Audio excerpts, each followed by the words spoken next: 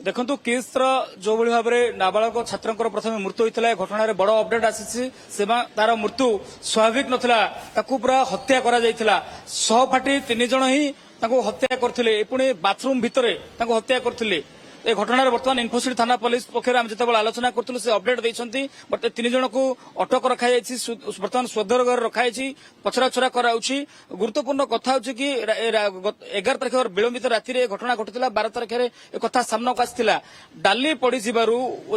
मृतक जे छात्र थे सहित 3 जन जो मैंने हत्या कर जुक्तितर्क होता परवर्ती समय बाथरूम भितर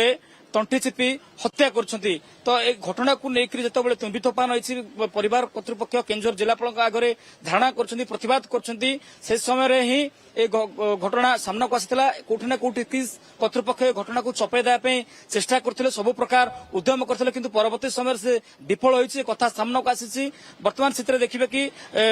ये जो इनफोसिटी थाना आम आगे मते अच्छु वर्तमान किछि थाना अधिकारी को लेकर स्पेशल टीम कराइछि गठन कराइछि किछि समय मध्यरु पक्ष